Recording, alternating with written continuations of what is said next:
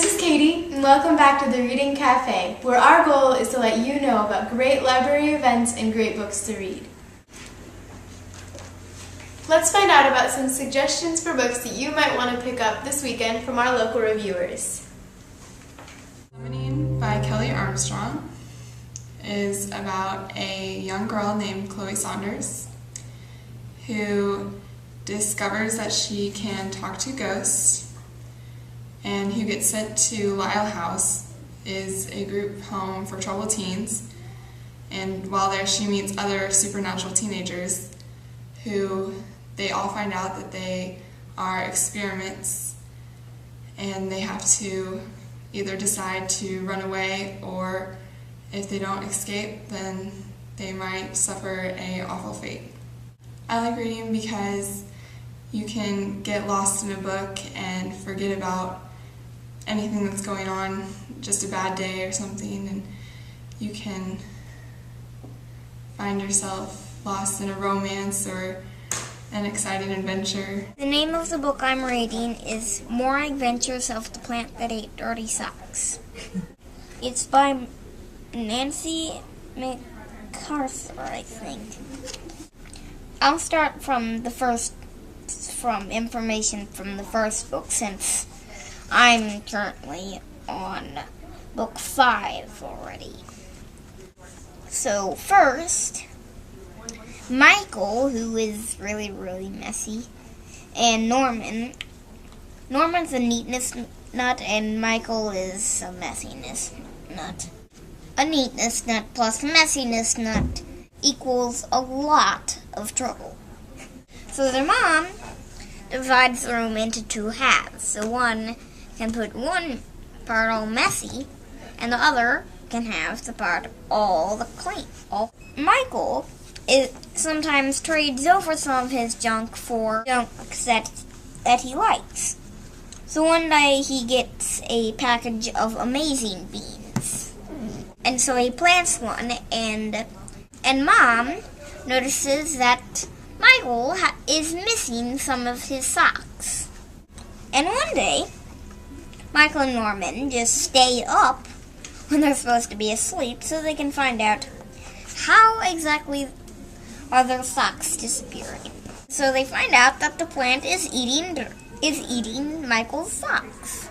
So in book 2, the plants grow seeds, which turns out to be very problematic and Mom is not too happy about this.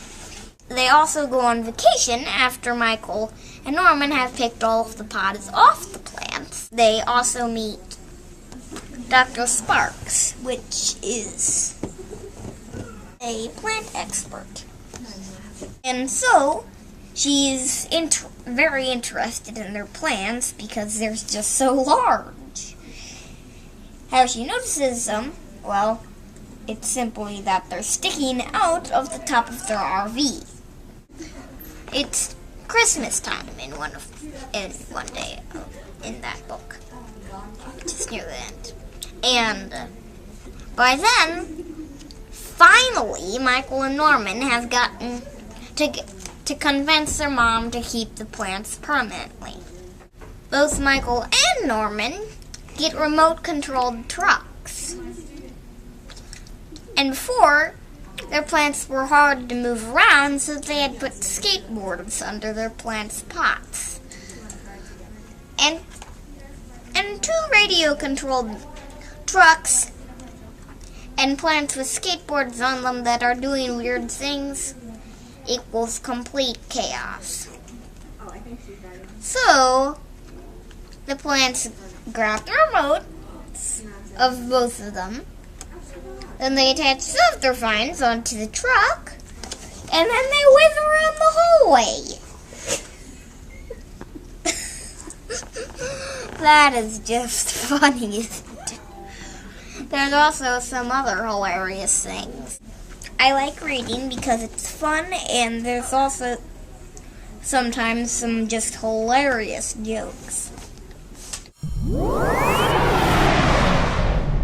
The libraries have a lot of great resources, fun clubs, and events. Let's check in with the children's librarians to find out what you should put on your calendar and what resources they have.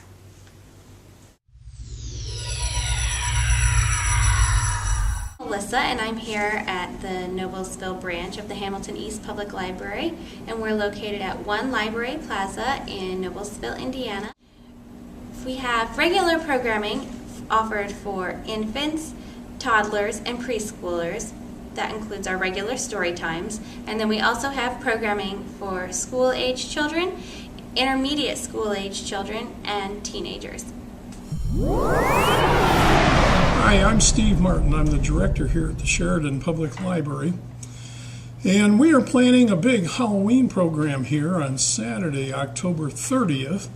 We're going to have games for younger children in our community room. And we were busy this afternoon over here with the staff. We're planning a Minute to Win It series of games for the older kids this year. And then we're going to have a storyteller, Mr. Bob Sander from Indianapolis, is going to come on that evening and do scary stories for us here. So we have a big event planned here for the 30th of October, the day before Halloween.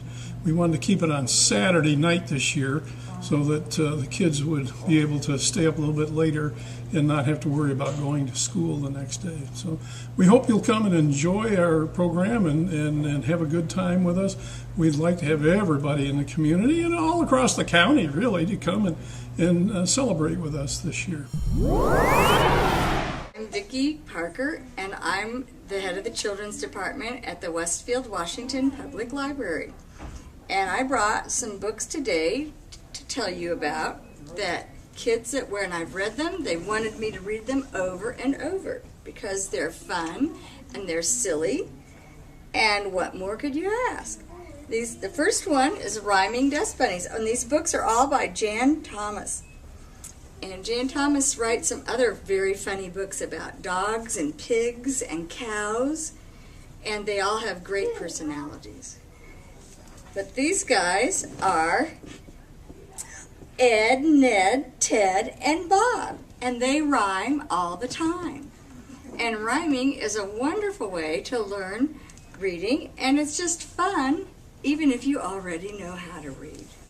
And they get into lots of trouble with their rhyming, believe it or not.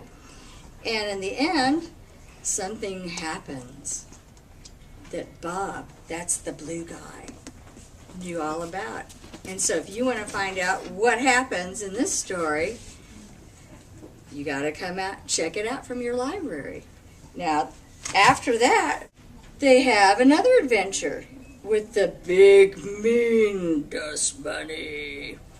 And he's very kind of crabby. Look at him. Ooh, they're a little worried down there. And he doesn't want to play their game at first. But you know what? He likes saying he's the big, mean dust bunny.